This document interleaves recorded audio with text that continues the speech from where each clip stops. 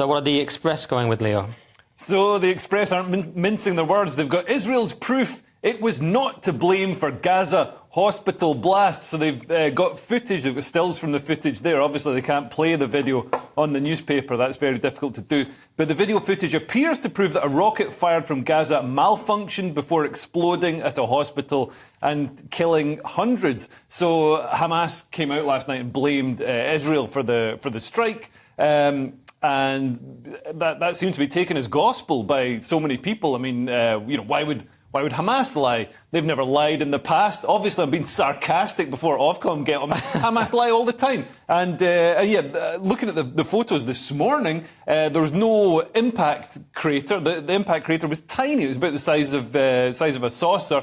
And you'd expect with a heavy Israeli airstrike, you'd have a big crater that a man could fully stand up in. And Hamas store weapons in hospitals and schools and things like that. So there is also the possibility that their arms cache could have been accidentally kicked by a Hamas operative, possibly smoking a cigar in a sort of cartoonish way. And also, Hamas have got big rockets. Everybody thinks that they're still just teenagers chucking rocks and with these tiny little firework rockets. They've got some big rockets in their arsenal. So I think it's possible that it could have been a Hamas rocket that fell short. I'm not as well informed as you about the size of rockets. No, I'm not. I don't. So when you show me any explosion. Not what I've heard.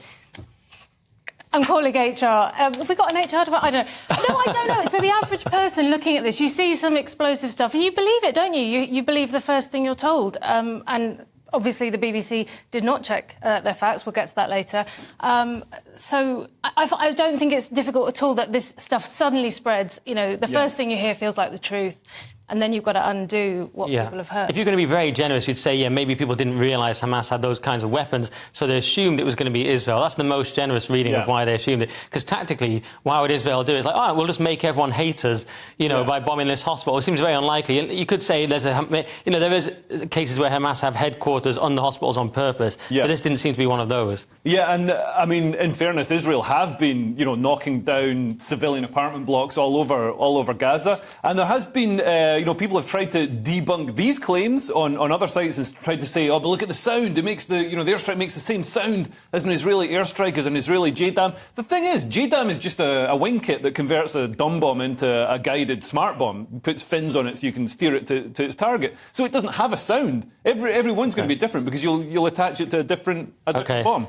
So Cressa's looking a bit blank, but to be fair, Cressa, no one knows that except actual military and Leo. That's my point. That's this is his hobby. Exactly my point. Yeah. This is a worrying level of knowledge, to be honest. I used to work for a weapons manufacturer. It's all making sense. I wish I still did.